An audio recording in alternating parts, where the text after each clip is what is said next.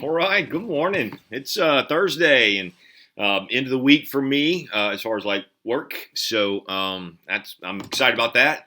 Not that I don't love my work and what I do. I'm excited about every day getting there and doing the things that are necessary. But man, my heart is always toward ministry and life and those kind of things. And so Tammy and I are leaving right after we get out of work, heading up to Nashville. Gonna spend the night with my grandkids and my boy and his wife and enjoy that. And then Friday, Saturday, we got a conference in Nashville, and looking forward to just the people that we walk through life with. It's going to be exciting. It's a ULA thing that you've heard us talk about, the 7 key areas of life. It's been life changing for me and Tam personally. I don't talk about it because I don't want people to think I'm some kind of salesman in that sense. I'm just a promoter. I promote those things that I really like and what work, and this does for us. And there's money involved in that. But anyway, if any of you are interested, let me know. I'd be glad to help set you up. But Tammy and I are going to go, and we're going to hang out with some good close friends of ours and meet some new friends. And man, life is really good. I'm so jazzed about doing that, which means we won't be here in the morning. I'll be on the road for the conference, traveling from Franklin to Nashville. And so just so you know, I won't see you in the morning, but you guys have a great weekend. And so let's jump into some truth today and mine out what we can.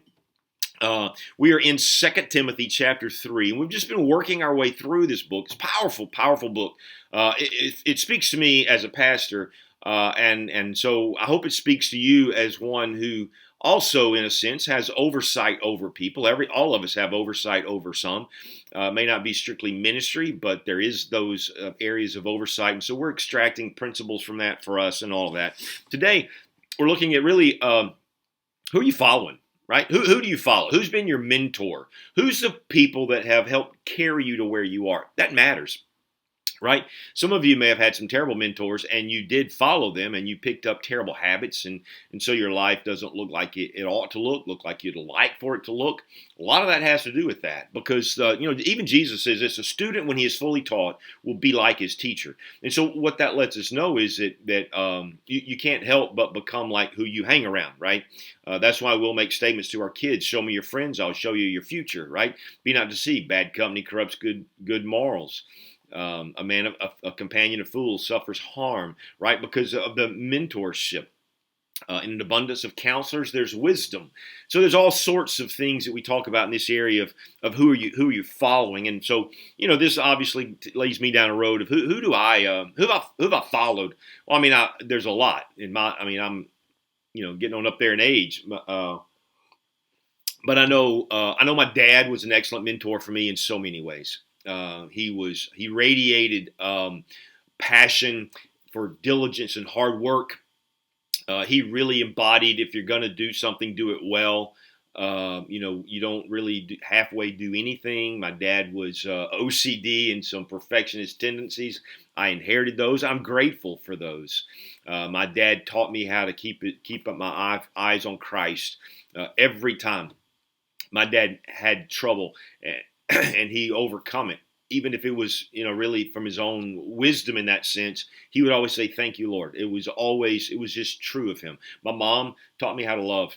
So she mentored me. Once she loved me well, and then I just watched her live her life of loving others. And so she taught me those things. I learned how to work a room. Sounds like you're a con artist, but I had a good friend of mine, Rich, who was my pastor, who really taught me how to engage in people, how to work a room. In that sense, how to make everybody feel special and how to make everybody feel welcome and a part of what was going on. And I learned that well, and so.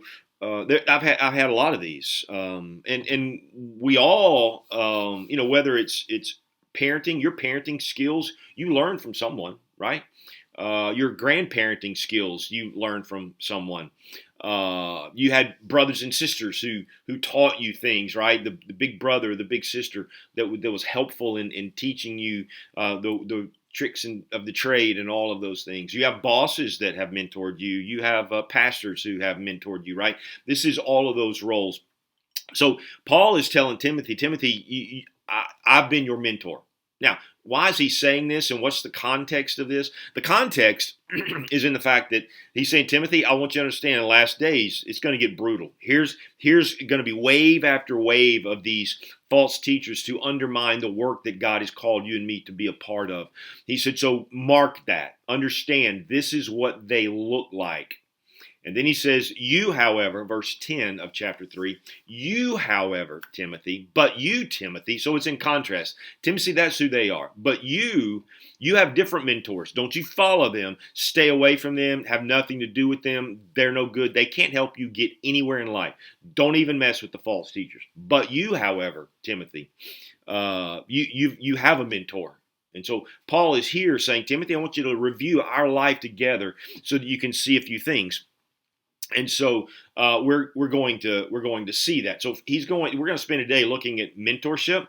Monday we'll look at the aspect of how to instill conviction into our own life. Right? We all have to be people of conviction. So we sometimes inherit it from our mentors, and sometimes it's God doing His own work in us apart from them that creates this conviction. So we're going to see that. And then the third day, Tuesday, we'll look at the concept of where we get all of our wisdom from, and it's from the Scriptures. And so it's going to be a great little study in this. So let's just look at how we build a life. That's really what we're talking about. It starts with good mentorship. And man, Timothy had one of the best, right? So let's read this section and then we'll break it down. You, however, you know all about my teaching, my way of life, my purpose, my faith, my patience, my love, my endurance, how I persecuted and sufferings, what kind of things happened to me in Antioch, Iconium, and Lystra, the persecutions I endured, yet the Lord rescued us from them all. In fact, everyone who wants to live godly in Christ Jesus will be persecuted, while evildoers and impostors will go from bad to worse, deceiving and being deceived. Now, that's the context that we're looking at today. And so let's just kind of wander through that.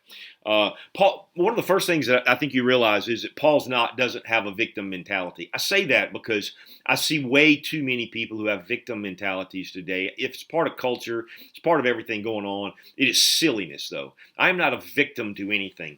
Everything that has happened in my life has been sifted through the hands of God. And He's going to weave that and use it together for my good. I can't always control what others do, but I can control how I respond to what others do, and I refuse to play the victim. I'm not going to make excuses for why things aren't happening. That doesn't help anyone.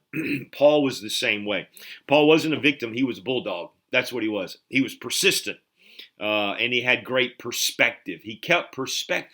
Good perspective builds good persistence. All right, we're not to the text yet. I'm just letting you hear some of the overflow of what I feel God's been working in this truth with. Right, but so we have to keep perspective. That's why Paul tells us to keep our minds seated in the heavenlies. That's why he's always speaking of a race. I want to make sure I finish it. He's got the end game in mind.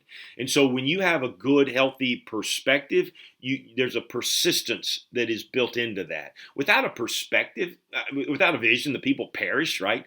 That's that same way. Without clear perspective, our persistence wanes off. Unless we know what it is that we're doing and we're sure about that, we lose interest in what's going on. And so mentors give us clarity. They give us passion. They help us understand what we're doing and why we're doing it. And so you and me are a makeup of who we follow, right? We looked at that already. In fact, Paul very clearly says that. First Corinthians 4:16, right? Follow me or imitate me as I imitate Christ, right? It's interesting because he's telling the Corinthian church in that same passage. That's the reason why I'm sending you Timothy. I have no one else like me. What are you saying? Hey, so Timothy, just so we're clear, Timothy was a clone of Paul in that sense. And so this mentorship thing worked really well. So Paul is simply reminding Timothy, in contrast to those guys, all the false teachers, have nothing to do with them. Listen, come on. I know you may not have seen the risen Christ. I want you to follow me and imitate me because I am imitating him.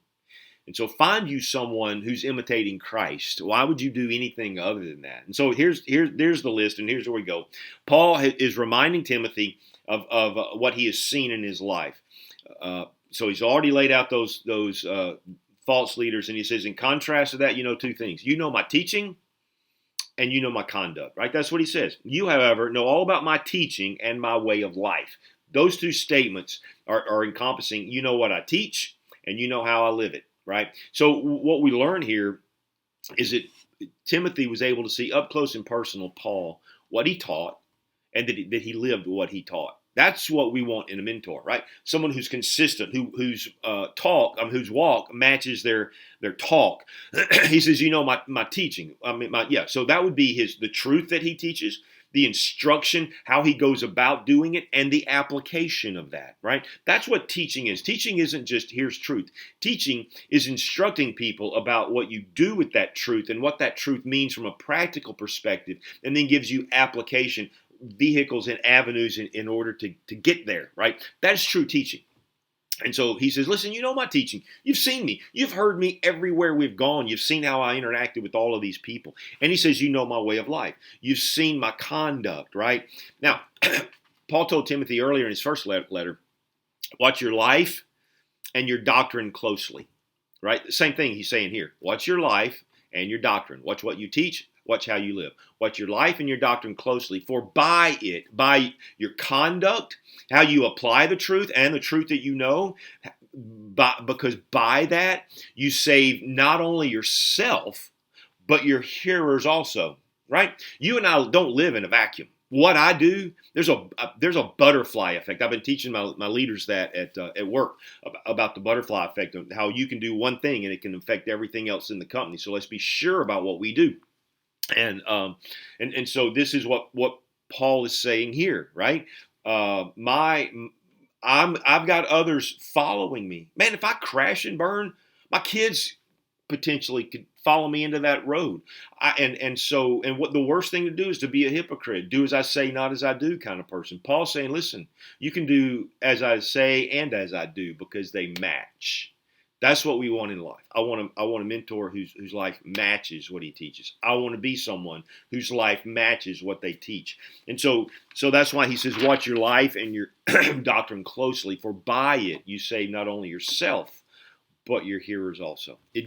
Saving doesn't mean in the sense of removing us from the penalty of sin and death and hell. It means saving my life is in making it count, making a purpose with it. All right, that's the point. Now, you can't follow someone whose walk doesn't match their talk. You just can't. If you see that, stop it. Don't do that. Those people are of no good to you. That's not your mentor. Now, he says, you have seen my about my teaching and my way of life. And he says, my purpose. Paul had a passion, right? He had a driving purpose, right? And I hope you do too. I hope there's a purpose in what your life is. You know, and sometimes in our younger days, we can cumbersomely try to write all those down and make them make sense, purpose and values and mission and all that. But it should just be in your wheelhouse. Like if you were to ask me today, what's my goal in parenting? To be a trusted friend to my kids. I have a passion to be a trusted friend to my kids, to be one that they go, that's a good friend. He's there when I need him. He's always giving me good advice. He's always pointing me in the right direction. He's always giving me hope. He's honest with me and telling my faults and my failures, but he does it in a way that just feels right. Right? That's my goal for parenting. And in fact, I was sharing with a girl yesterday about just her own parenting, and I'm like, hey man, I can skinny it down for you. Just be your trusted friend. That means you're going to listen well, you're going to love well, and you're going to lead well, right? So that's a passion. Paul says, listen, you know my purpose.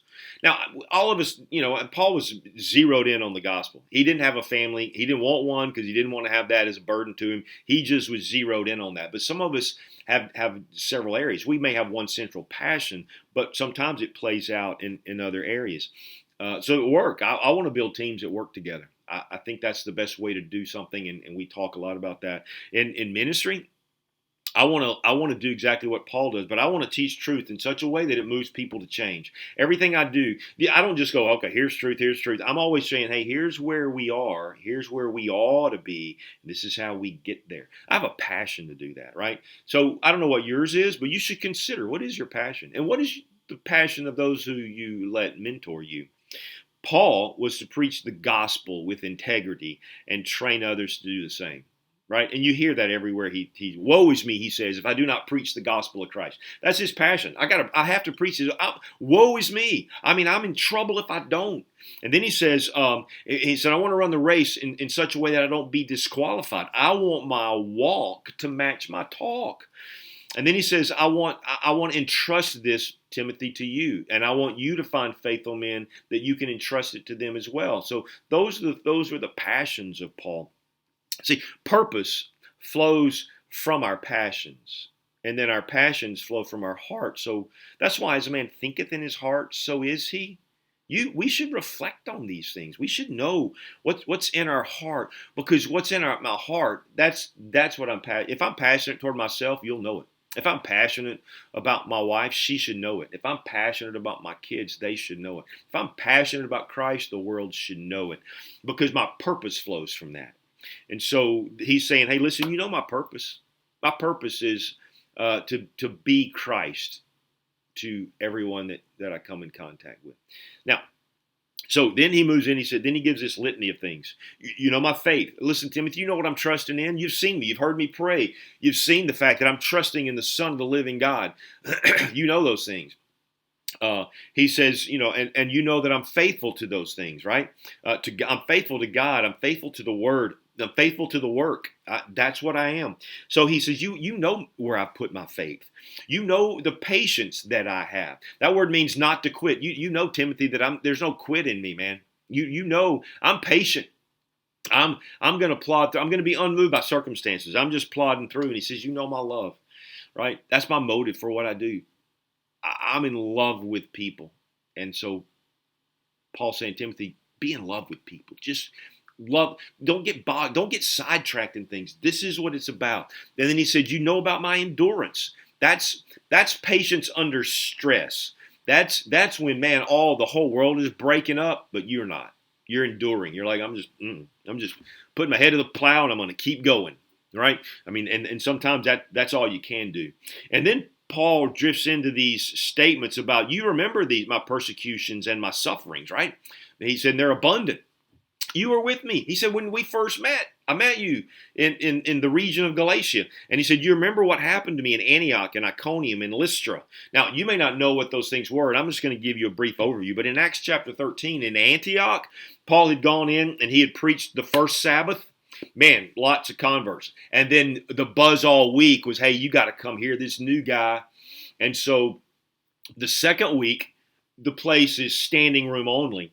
And that made the Jews greatly disturbed. And so they ran him out of town. And so that was, and they're trying to beat him along the way. Then chapter 14 says he comes to Iconium. And there, Jews and Gentiles have gathered together, and they're beginning to grow as well, because Paul's preaching truth, and wherever the truth goes, it grows things. The word never returns void. You plant the word, it's going to grow. And so this is what was going on. And there were some unbelieving Jews there who were so upset that they embittered the Gentiles against Paul, so much so that they wanted to stone him. And so he fled that city. When you get to Lystra, it's in chapter 14, verse 8, I think, of that passage. Paul heals a man in Lystra. They stone him for doing that, drag him outside the city, and leave him for dead.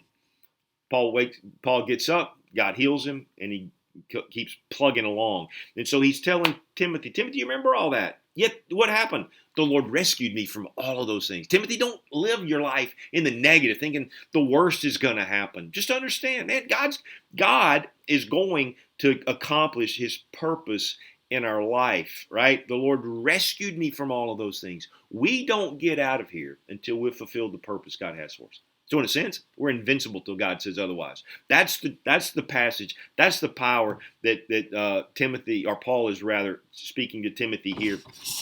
And then somehow my Bible just went away. And then he says, in fact, he says, everyone who wants to live godly in Christ Jesus, they're going to be persecuted. He said, Timothy, get used to it. If you want to live godly in Christ Jesus, you're going to be persecuted, right? Hey, listen, you stand up for Christ. You go stand up today for Christ and speak about about justice and speak about, right now the whole deal is about abortion and all of those things. You go speak authoritatively about the word says about life and how God is the one who created and God is the one who ends it. And he knows our numbers, our days, and all of those things. And see if you don't suddenly start finding yourself in great persecution, right? Just start speaking the truth and see what happens. Call forth people and let them know what God thinks about sexual immorality, whether it be in any area, and see if you don't catch persecution, right? You start living godly, you can expect that. And then he says this, and we're going to end with this one. He says, hey, if you're going to live godly, you're going to be persecuted, Timothy. Just understand it. Then he says this, while evildoers and imposters will go from bad to worse. In the midst of this persecution, expect it to go from bad to worse. It's just going to get worse. You know why? Because they're deceived and they're being deceived. So they're being deceived and they're multiplying the other deceivers who have been deceived by their deception. And so it's just this evil twist of blindness and darkness is covering the face of the earth. And he said, so Timothy, expect more persecution, nothing less. All right? Wow. That's some strong stuff, right? Get you a good mentor. I got to run. Lord bless you guys. Until Monday, I hope you have a great weekend and you live it good and healthy and holy. And Lord willing, I'll see you then.